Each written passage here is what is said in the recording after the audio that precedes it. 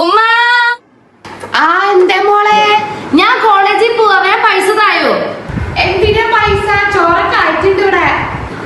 ചോറാ? ചോറിന്റെ കറി? ചോറിന് പയറുണ്ട്, നല്ല പയറുണ്ട്. പയറാ? എന്നുണ്ടൊരു പയറും ചോറും മുട്ടയും ചോറും ഒക്കെ? എനിക്ക് പൈസ തന്നാ മതി. പിന്നെന്തിന് ഞാൻ രാവിലെ നിങ്ങൾക്ക് വേണ്ടി കഷ്ടപ്പെട്ടൊക്കെ ഉണ്ടാക്കണ്? പൈസ ഒന്നും തരാൻ പറ്റൂല.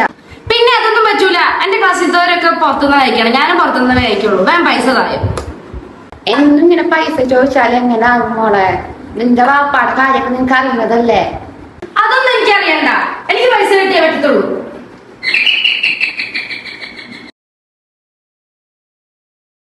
ഇവിടെ എന്ത്ര ബഹളം, നിനക്ക് ഇതിന്റെ ഉമ്മ പറഞ്ഞ കേട്ടൂടെ? അസിയാന്ന് കണ്ടു പഠിക്ക് പോയി പൈസ. ഇവിടെ ഒന്നും തന്നെ വിട്ടണല്ലോ ഫൈഹ, പുറത്തുകാരുടെ ശബ്ദം.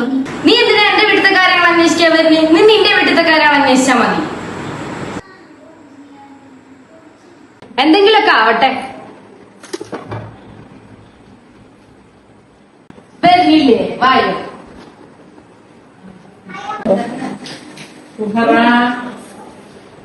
ഇവിടെ ഭയങ്കര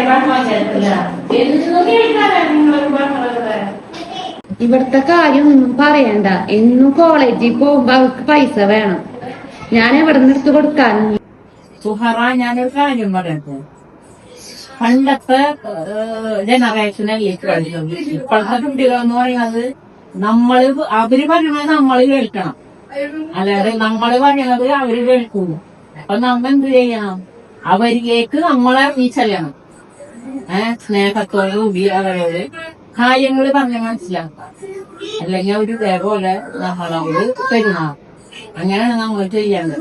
അല്ലാണ്ട് അവര് ഒച്ചെടുക്കുന്നതിനനുസരിച്ച് നമ്മളും ഒച്ചെടുത്ത് കഴിഞ്ഞാൽ അത് പ്രശ്നത്തിൽ തന്നെ വരുള്ളൂ. പിന്നീട് അത് നിങ്ങൾക്ക് തന്നെ ചെയ്യും.